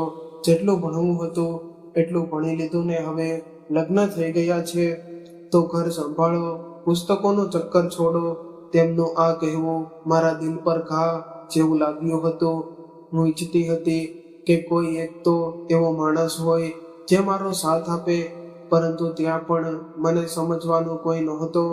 મેં ફોન મૂકી દીધો અને ખૂબ રડી હતી, પરંતુ એ રડ્યા પછી મેં નક્કી કરી લીધું હતું કે કંઈ પણ થઈ જાય હું મારું ભણતર નહીં છોડું. મેં એટલા વર્ષ મહેનત કરી હતી, હું એટલી સહેલાઈથી હાર માનવાની નહોતી. બીજા દિવસે ખૂબ ડરતા હું મારી સાસુ પાસે ગઈ હતી. તેઓ આંગણામાં બેઠા શાકભાજી કાપી રહ્યા હતા. મારું દિલ જોરથી ધબકી રહ્યું હતું. મેં અડખેલા ખાતા કહ્યું, મમ્મીજી, આવતા અઠવાડિયેથી મારા પેપર છે. હું વિચારતી હતી કે કદાચ તેઓ ના પાડી દેશે અથવા ગુસ્સે થઈ જશે, પરંતુ તેમણે કામ રોકીને મારી તરફ જોયું અને ખૂબ શાંત અવાજમાં કહ્યું, મને ખબર છે આવતા અઠવાડિયેથી તારા પેપર છે અને મેં તને કહ્યું હતું ને કે તું તારી ભણતર પૂરું કરાવીશ. આ વાત મેં દેખાવ માટે નહોતી કરી. હું ખરેખર તારું ભણતર પૂરું કરાવવા માંગુ છું. તેમની આ વાત સાંભળીને મારી આંખો ભરાઈ ગઈ હતી. તેમણે આગળ કહ્યું, અને મને આ પણ ખબર છે કે તારા પતિએ તને શું કહ્યું છે, પરંતુ તું તેની વાત પર વિશ્વાસ ન કર. તું તારી ભણતર ચાલુ રાખ, તૈયારી કર. હું તને પેપર અપાવીશ. એક ક્ષણે મને લાગ્યું કે જાણે અંધારામાં રૂમમાં કોઈએ દીવો પ્રગટાવ્યો હોય. હું ખુશીમાં રડી પડી હતી. હું તેમના પાસે જઈને ગળે લાગી ગઈ હતી. આટલા દિવસોમાં પહેલી વાર મને લાગ્યું હતું કે આ ઘરમાં કોઈ તો છે જે મને સમજે છે, કોઈ તો છે જે મારા સપના સમજે છે, ભાર નહીં. હું તેમના આંચળમાં માથું રાખીને ખૂબ રડી હતી અને તેઓ મારા માથા પર હાથ ફેરવતા રહ્યા હતા. એ દિવસ પછી મેં છુપાઈને મારા પેપરની તૈયારી શરૂ કરી દીધી હતી. હું દિવસ દરમિયાન કામ કરતી અને રાત્રે જ્યારે બધા સૂઈ જતા ત્યારે ધીમેથી પુસ્તકો કાઢીને ભણતી. ઘણીવાર ઊંઘથી આંખો બંધ થવા લાગતી, પરંતુ હું પોતાને જાગતી રાખતી, કારણ કે મને ખબર હતી કે આ મોકો જે હાથમાંથી નીકળી ગયો હતો કદાચ ફરી ક્યારેય નહીં મળે. મારી સાસુ પણ શાંતિથી મારો સાથ આપતી હતી. ક્યારેક મારા માટે ચા બનાવી આપતી, ક્યારેક કહેતી કે તું થોડો સમય રૂમમાં જઈને આરામ કરી લે, જેથી હું ભણી શકું. હું તેમનો આ સાથ ક્યારેય ભૂલી નહોતી શકી. પેપરનો દિવસ આવી ગયો હતો. સવારે જ મારું દિલ ખૂબ જોરથી ધબકી રહ્યું હતું. મને ડર લાગતો હતો કે જો મહેશને ખબર પડી ગઈ તો શું થશે, જો તે રોકી દેશે તો શું થશે, જો તે કોલેજમાં આવીને હંગામો મચાવશે તો શું થશે. પરંતુ મારી સાસુએ મને હિંમત આપી અને કહ્યું કે ડરતી નહીં, ભણતર ચોરી નથી, તારો હક છે. પછી મારા સસરા મને પેપર અપાવવા લઈને ગયા હતા. રસ્તા પર હું શાંતિથી બેઠી હતી. મારા હાથ ઠંડા પડી રહ્યા હતા. કોલેજના ગેટ પર ઉતરતા મારા પગ કાંપી રહ્યા હતા. મને લાગતું હતું કે જાણે હું કોઈ મોટો ગુનો કરવા જઈ રહી હો. પરંતુ જ્યારે હું એક્ઝામ હોલમાં બેસી અને પેપર મારા સામે આવ્યું, ત્યારે જાણે મારો ડર થોડો ઓછો થઈ ગયો. મેં પોતાને સંભાળ્યો અને લખવાનું શરૂ કર્યું. જેટલું આવડતું હતું એટલું બધું લખ્યું. મેં દરેક પરીક્ષા એવી રીતે આપી કે જાણે ફક્ત પરીક્ષા નહીં, પરંતુ મારી જિંદગીની લડાઈ હોય. હું ડરતા ડરતા કોલેજ જતી અને પાછી આવતી, પરંતુ મારા બધા પેપર ખૂબ સારા ગયા હતા. છેલ્લું પેપર આપીને જ્યારે હું બહાર નીકળી ત્યારે મને લાગ્યું કે મારા માટે કંઈક જીતી લીધું છે. હું ખૂબ ખુશ હતી. મને લાગ્યું કે હવે કદાચ બધું સારું થઈ જશે. પરંતુ મારી ખુશી વધુ દિવસ સુધી ટકી નહીં. મારા રિઝલ્ટ આવે એ પહેલા જ મારા પતિને બધું ખબર પડી ગયું હતું. કોઈએ તેમને કહી દીધું હતું કે હું પેપર આપવા ગઈ હતી. એ દિવસે તેઓ ઘરે આવ્યા ત્યારે તેમના ચહેરા પર ગુસ્સો હતો. તેઓ આવતા જ મારા પર બૂમો પાડવા લાગ્યા. મને મારી મારવાની કોઈ કદર નથી છોડી. તમે મારી ઇજ્જત માટીમાં મેળવી દીધી. તમે મારી મરજી વિરુદ્ધ ગયા છો. હું કંઈ કહી પણ શકતો નહોતો કે તેમણે મને ખૂબ ખરાબ રીતે માર્યો હતો. થપ્પડ, ગુસ્સા, લાતો, જે હાથમાં આવ્યું તેનાથી માર્યો. હું પડતી રહી, રડતી રહી, પરંતુ તેઓ રોકાયા નહોતા. મારા આખા શરીર પર લીલા ડાઘ પડી ગયા હતા. હાથ કાપી રહ્યા હતા. પીઠ સળગી રહી હતી. ચહેરો સૂજી ગયો હતો. હું દુઃખથી તડપી રહી હતી, પરંતુ કોઈએ તેમને રોક્યા નહોતા. એ રાત્રે હું અંદરથી સંપૂર્ણ તૂટી ગઈ હતી. બીજા દિવસે હું ગુસ્સામાં મારા માયકે ચાલી ગઈ હતી. મને લાગ્યું હતું કે ઓછામાં ઓછા મારા પોતાના લોકો મને સમજશે, મારું દુઃખ જોશે, મારો સાથ આપશે. પરંતુ ત્યાં પણ મારા પપ્પાએ મને સમજ્યા નહોતા. તેમણે મારી વાત સાંભળવાને બદલે મને ઘણું બધું સંભળાવ્યું હતું. તેમણે કહ્યું કે લગ્ન થયેલી છોકરીનું ઘર એનું સસરાળ જ હોય છે. દરેક નાની વાત પર માયકે જવું યોગ્ય નથી. પતિએ 2 વાત કહી દીધી તો શું થયું? સ્ત્રીને સહન કરવું જ પડે. તેમની વાતો સાંભળીને મારું દિલ વધુ તૂટી ગયું હતું. હું વિચારતી રહી કે શું હું ખરેખર એટલી ખોટી છું? શું ભણવું ઈચ્છવું યોગ્ય ગુનો છે? શું માર ખાવું મારી કિસ્મત છે? શું તેમના પર ખૂબ નારાજ થઈ ગઈ હતી અને કંઈ બોલ્યા વગર ફરી સસરાળ પાછી આવી ગઈ હતી. જ્યારે હું પાછી આવી ત્યારે મારી સાસુએ મને જોતા જ પોતાના પાસે ખેંચી લીધી. તેમણે મારા ચહેરાના નિરાશ જોયા અને મારા હાથોના લીલા ડાઘ જોયા અને મને પોતાના આંચળમાં છુપાવી લીધી હતી. હું તેમના ગળે લાગીને ખૂબ રડી હતી, જાણે વર્ષોનું દુઃખ બહાર આવી ગયું હોય. તેમણે મને છાતી સાથે ચોંટાડી અને કહેતી રહી કે રડતી નહીં બેટા, હું છું ને. તેમણે પોતાના દીકરાને ખૂબ ડાંટ્યો હતો. કહ્યું હતું સ્ત્રી પર હાથ ઉઠાવનાર પુરુષ નથી હોતો. પરંતુ મહેશ કોઈને સાંભળનાર નહોતો. તેમણે પોતાની માને પણ ઘણું સંભળાવ્યું હતું.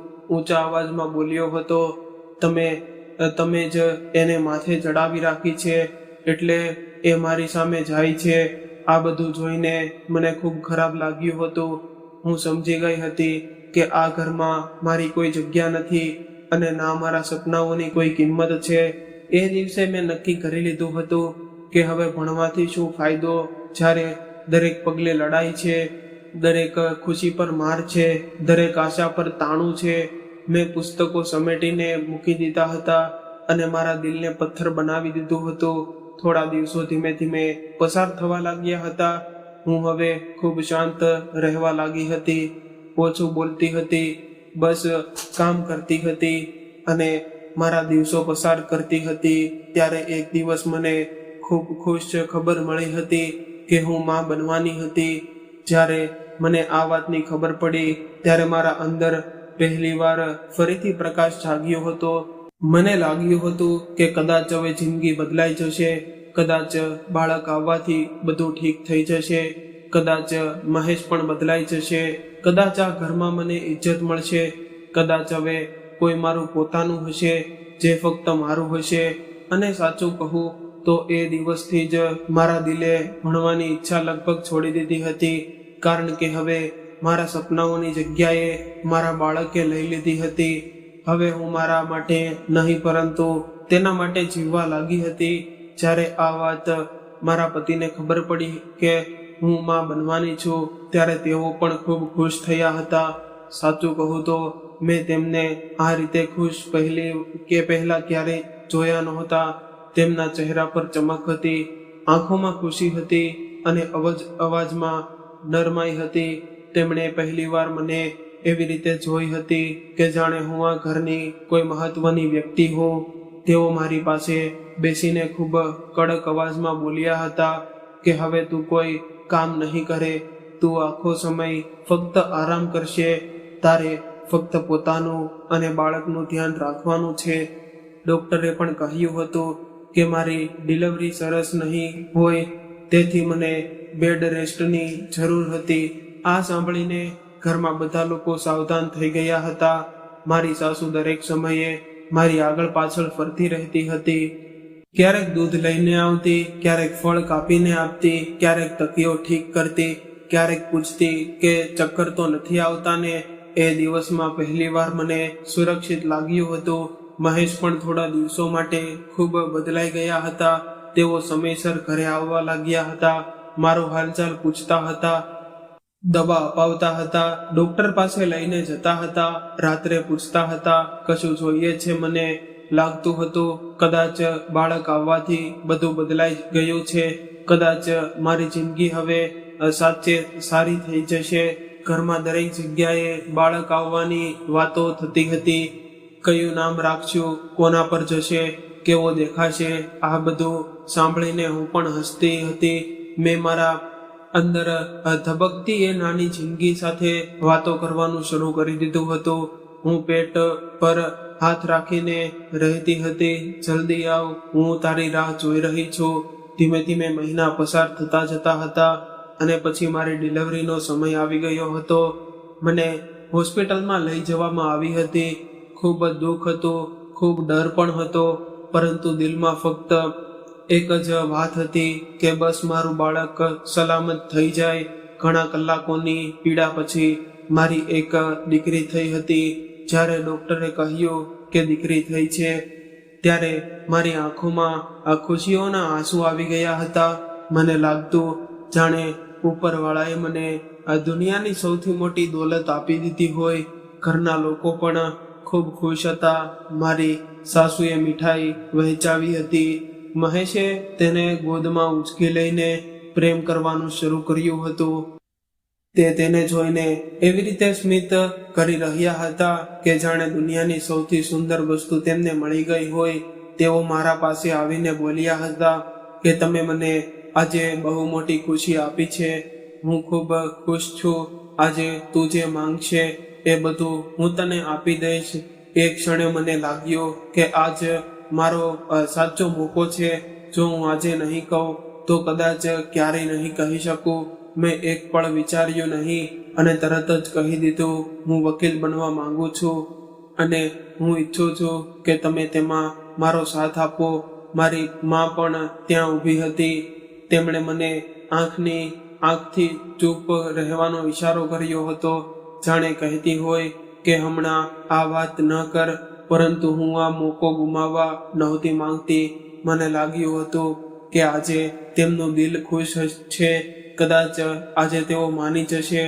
તેઓ થોડો સમય શાંત રહ્યા હતા, મારી તરફ જોઈ રહ્યા, પછી બોલ્યા હતા કે ઠીક છે, પરંતુ તું મારી દીકરી સાથે કોઈ પણ બેદરકારી નહીં કરે, તેનું સંપૂર્ણ ધ્યાન રાખજે.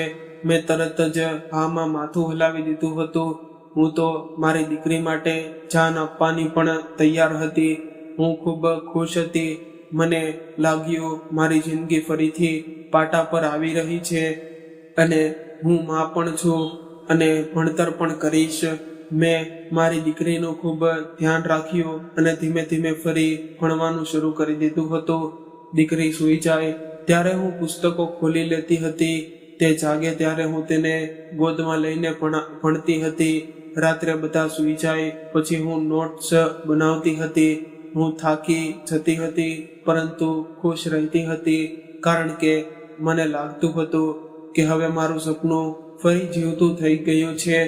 પરંતુ મને ખબર નહોતી કે આ ખુશી થોડા સમય માટે છે. પછી મારી જિંદગીમાં એક નવું તોફાન આવવાનું હતું, જેણે મને અંદરથી તોડી નાખી. ધીમે ધીમે સમય પસાર થવા લાગ્યો. મારી દીકરી થોડી મોટી થવા લાગી, પરંતુ મારા પતિનું વર્તન ફરી બદલાવા લાગ્યું હતું. પહેલા તેઓ ચીડચીડા બન્યા, પછી ગુસ્સાવાળા અને પછી ફરી પહેલા જેવા થઈ ગયા હતા. તેમણે ફરી મને વાત પર દાંટવાનું શરૂ કર્યું હતું. પછી મારપીટ પણ શરૂ કરી દીધી હતી. તેઓ મારા પર અલગ અલગ આરોપ લગાડતા હતા. કહેતા હતા કે તું ભણવાના બહાને બહાર જાય છે, તારી નજર ખરાબ છે, તારું કોઈ સાથે ચક્કર છે. હું આ બધું સાંભળીને સ્તબ્ધ રહી જતી.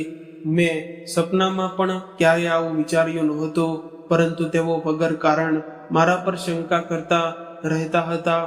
તેઓ ફરી મારી ભણતર બંધ કરાવી દીધી હતી. પુસ્તકો ઉઠાવીને ફેંકી દીધા હતા. કહ્યું હતું કે હવે બહુ થઈ ગયું, ઘર સંભાળ. મને ગુસ્સો આવ્યો હતો. આ વખતે હું શાંત રહી નહોતી. આ વખતે હું મારા માટે લડી હતી. મેં તેમને કહ્યું હતું, જો ભણવું નહોતું તો ખોટું વચન શા માટે આપ્યું? વારંવાર આશા આપીને તોડો છો કેમ?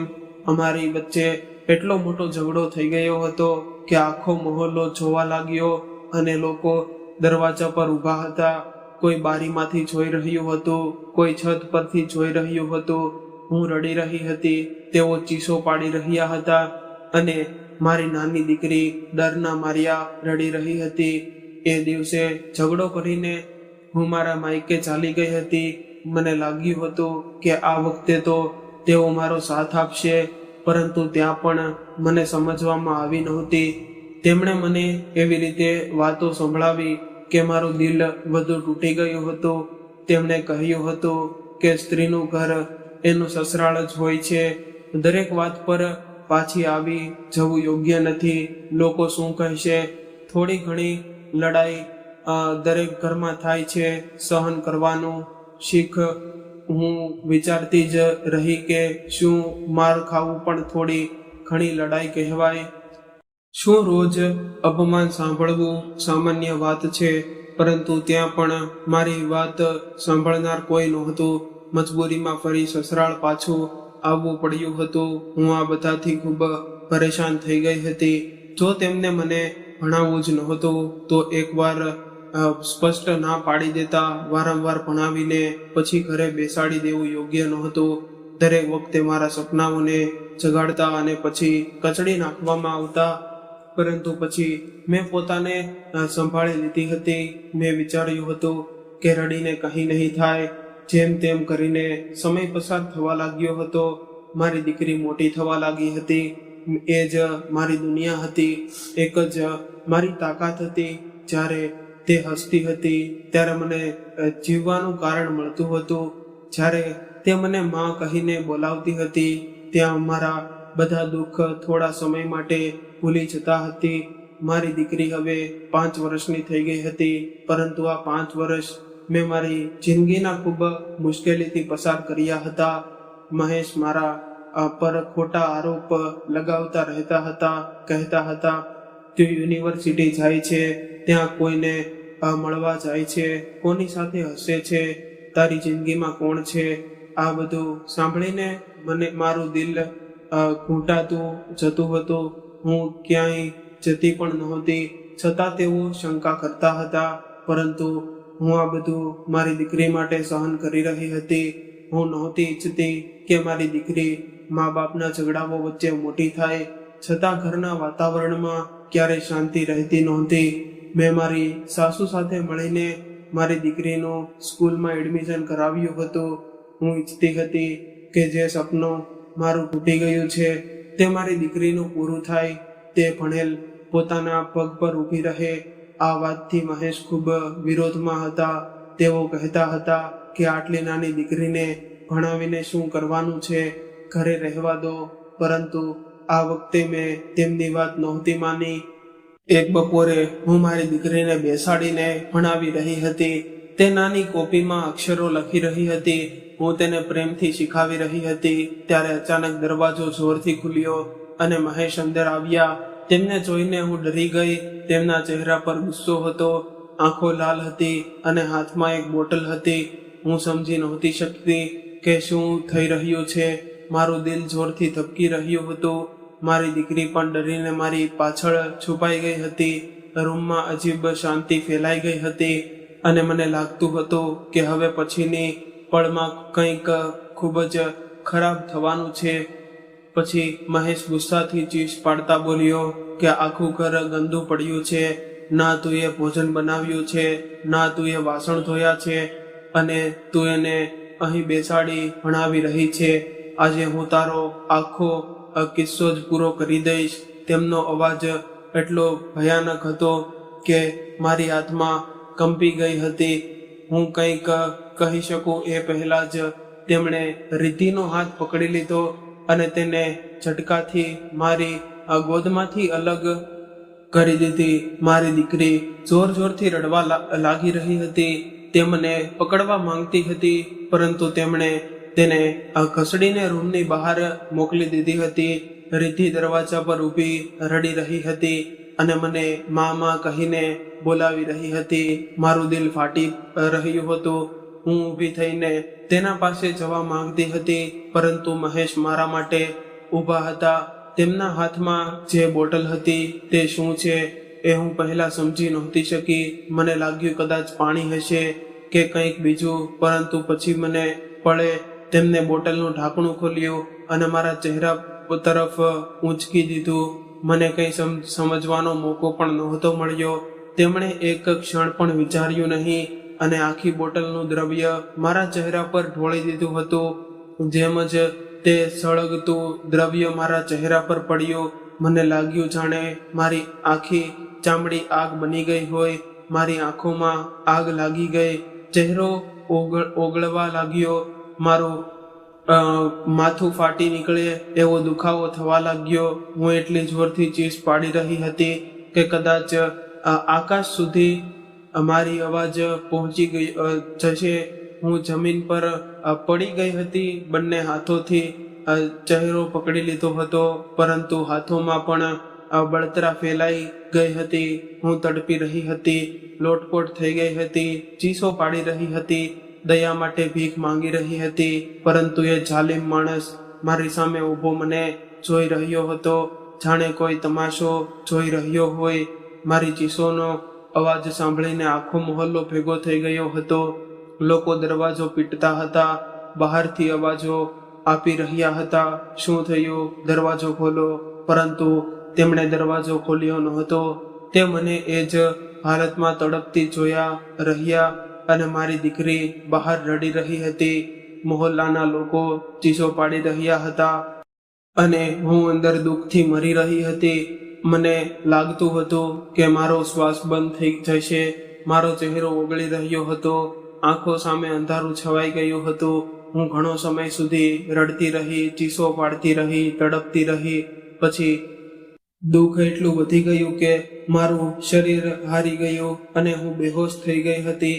જ્યારે મારી આંખ ખુલી ત્યારે મેં પોતાને હોસ્પિટલમાં જોઈ હતી. ચારે તરફ દવાઓની ગંધ હતી. ચહેરો પટ્ટીઓથી બંધાયેલો હતો.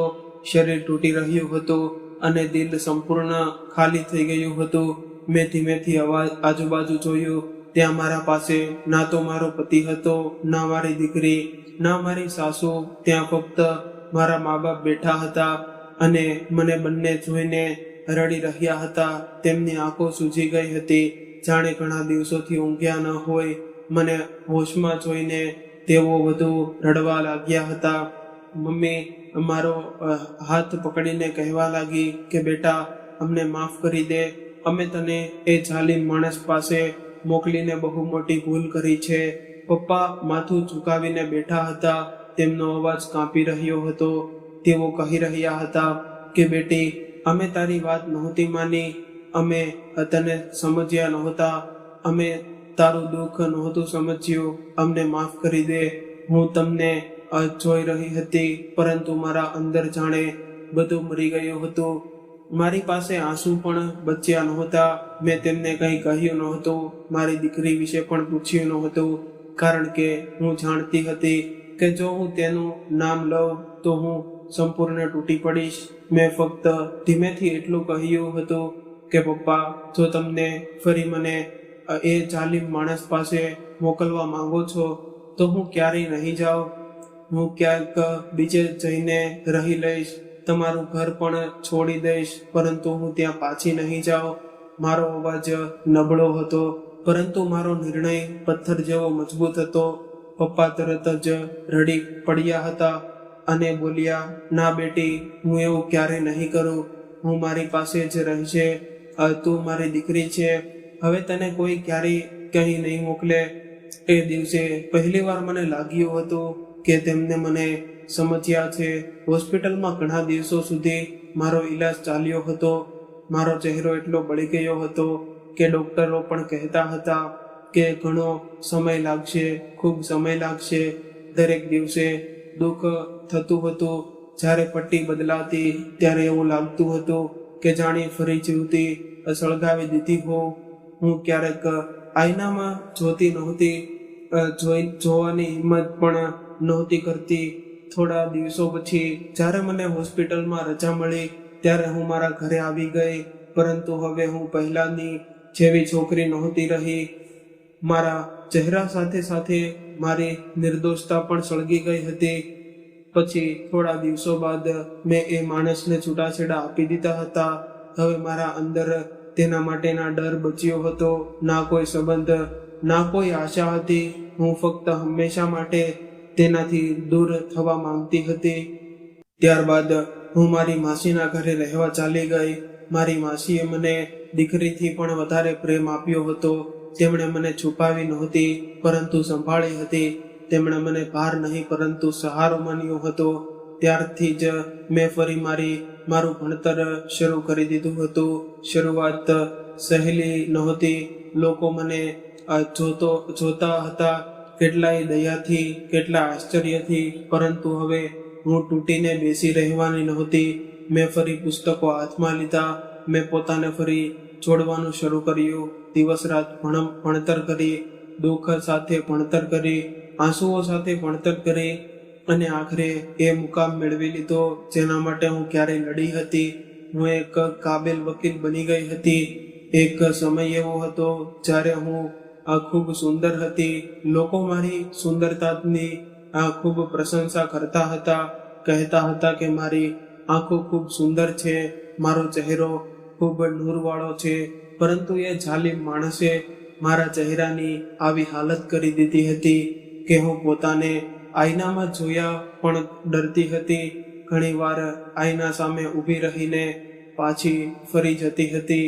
પરંતુ દુનિયાએ મને જેટલું ડરાવ્યું હતું એટલું ખરાબ વર્તન નહોતું કર્યું. લોકો મારા ચહેરાથી નહીં, પરંતુ મારા હિંમતથી મળ્યા હતા. લોકોએ મને જોઈને ડરીને મોં ફેરવ્યું નહોતું, પરંતુ ઘણા લોકોએ મારો સાથ આપ્યો હતો, મને સન્માન આપ્યું હતું, મને સહારો આપ્યો હતો. અને સૌથી વધારે મારી માસીએ ક્યારેય મારો હાથ છોડ્યો નહોતો. તેમણે મને ફરી જીવવા શીખવાડ્યું હતું, મને અહીં સુધી પહોંચાડી હતી. હું દરેક કેસ લડતી વખતે વિચારતી હતી કે કોઈ બીજી સ્ત્રીને મારા જેવું દુઃખ ન સહન કરવું પડે. પરંતુ આજે જ્યારે મેં મારી દીકરીને એ જ હાલતમાં જોઈ હતી જેમાંથી હું પોતે પસાર થઈ હતી, ત્યારે હું પોતાને રોકી નહોતી શકી. મારું કળેજું ફાટી રહ્યું હતું. હું વિચારી રહી હતી કે મેં તેને એ માણસ પાસે એ માટે છોડી હતી કે તે તેનો બાપ છે, તે તેને બચાવશે, પરંતુ તેણે તો પોતાની દીકરીની જિંદગી પણ બચાવી નહોતી. મારી દીકરીએ એ જ સહન કર્યું હતું જે તેની માએ સહન કર્યું છે. આ વિચારીને જ મારી શ્વાસ ઘૂંટાઈ રહ્યો હતો. આજે આટલા વર્ષો પછી હું ફરી એ જ દુઃખ જીવી રહી છું. ફરક ફક્ત એટલો હતો કે ત્યારે ઘા મારા ચહેરા પર પડ્યા હતા અને આજે મારી આત્મા પર પડ્યા છે. પરંતુ એ દિવસે મેં મારા દિલમાં એક નિર્ણય કરી લીધો હતો કે જે દુઃખ મેં સહન કર્યું છે એ દુઃખ હવે હું મારી દીકરીને વધુ સહન નહીં કરવા દઉં. હું તેને તૂટી પડવા નહીં દઉં. હું તેને એકલી નહીં છોડી દઉં. અને જેણે તેની સાથે આ બધું કર્યું છે તેને સજા જરૂર અપાવીશ. હું ઈચ્છતી હતી કે તેને એવી સજા મળે કે દુનિયાનો દરેક માણસ શીખી જાય કે પત્ની કોઈ રમકડું નથી જેના પર શંકા કરીને મારપીટ કરો અથવા તો તેને સળગાવી નાખો. હું ઈચ્છતી હતી કે જે આગ તેણે મારી દીકરી પર રેડી છે એ જ આગ હવે કાયદાની સજા બનીને તેની જિંદગી સળગાવી નાખે. મેં મારા આંસુ લૂછી નાખ્યા અને માં બનતા પહેલા વકીલ બનીને ઊભી રહી. હું મારી દીકરીની પાસે બેસી હતી.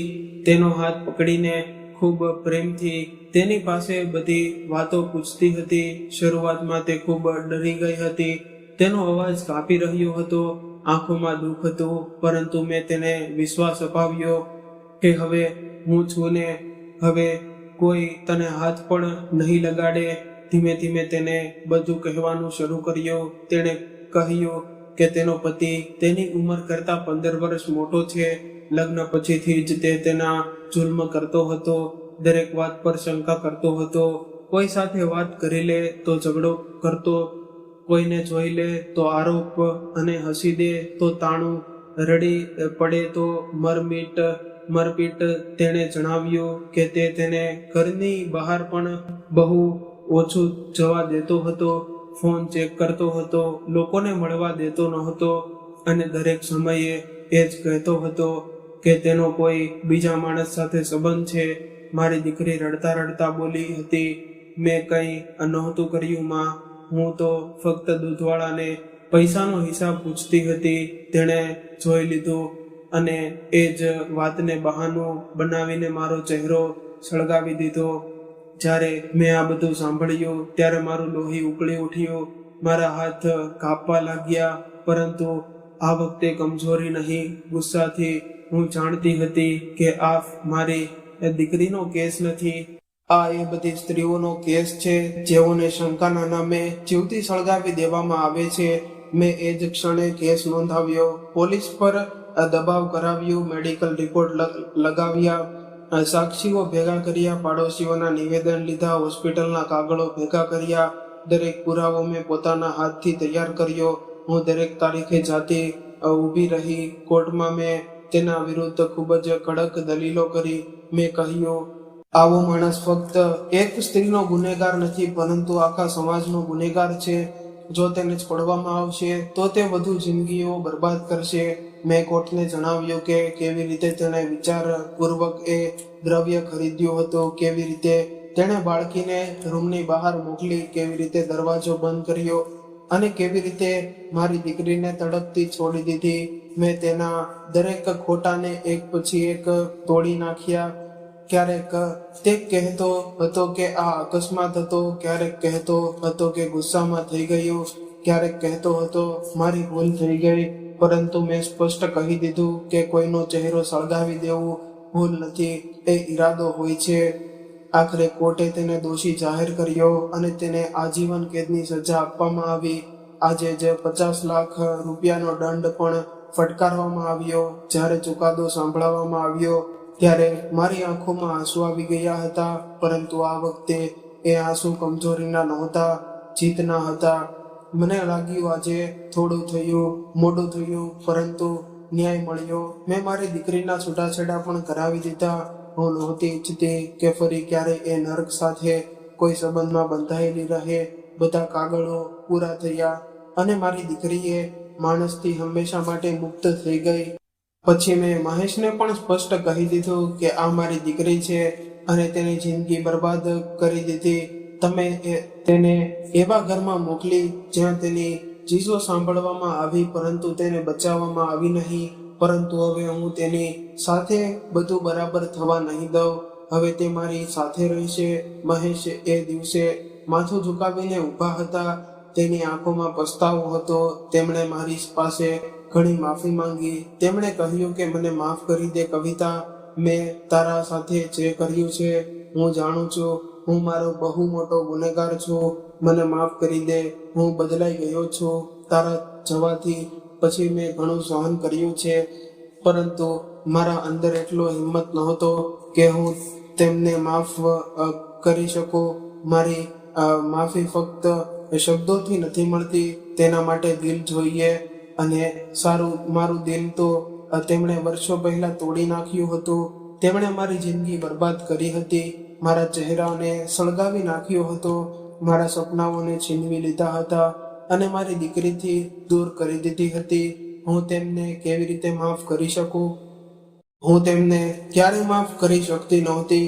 મારી દીકરીએ પણ ઘણીવાર મને કહ્યું હતું કે મા પપ્પાને માફ કરી દો.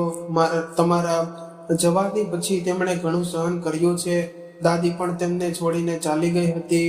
લોકો તેમને ઘણા મારતા હતા, તાણા મારતા હતા, પરંતુ તેમણે મને ખૂબ પ્રેમથી ઉછેરી છે. મેં મારી દીકરીની વાત સાંભળી અને તેના માથા પર હાથ ફેરવીને કહ્યું કે બેટા, મને માફ કરજે, પરંતુ હું તારા પપ્પાને માફ નહીં કરીશ.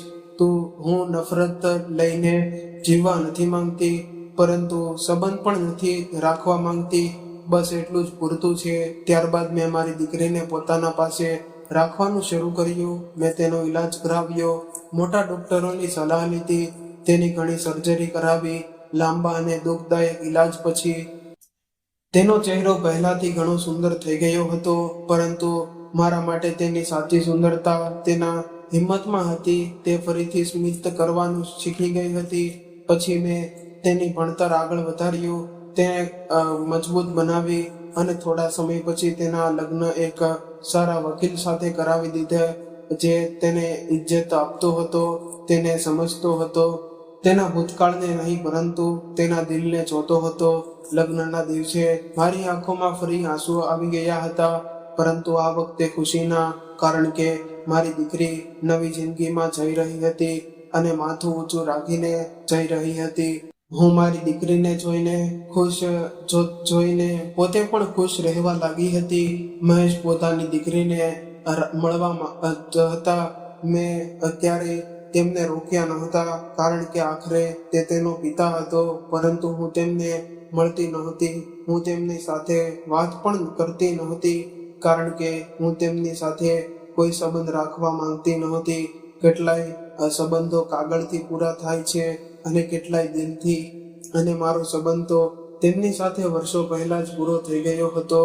આજે જ્યારે હું પાછળ ફરીને જોઉં છું, ત્યારે ઉપરવાળાનો આભાર માનું છું કે તેણે મને વકીલ બનાવી. જો હું કમજોર રહી હોત તો કદાચ હું પોતાને પણ બચાવી શકી ન હોત, અને મારી દીકરીને પણ નહીં, પરંતુ તેણે મને પકડીને ફરી ઊભું થવું શીખવ્યું, દુઃખ આપીને લડવું શીખવ્યું, અને મેં મારી દીકરીને ફરી એક નવી જિંદગી આપી. બસ આ જ મારી સૌથી મોટી જીત છે. મિત્રો, આશા રાખું છું કે તમને અમારી આ કહાની પસંદ આવી હશે. આ કહાની તમારા માત્ર કવિતાની નહોતી, પરંતુ એવી દરેક સ્ત્રીની હતી જે પોતાના સપનાઓ માટે લડે છે, તૂટે છે, રડે છે અને છતાં ફરી ઊભી થઈ જાય છે. કવિતાની જિંદગીમાં એક સમય એવો આવ્યો હતો જ્યારે બધું સમાપ્ત થઈ ગયું હતું.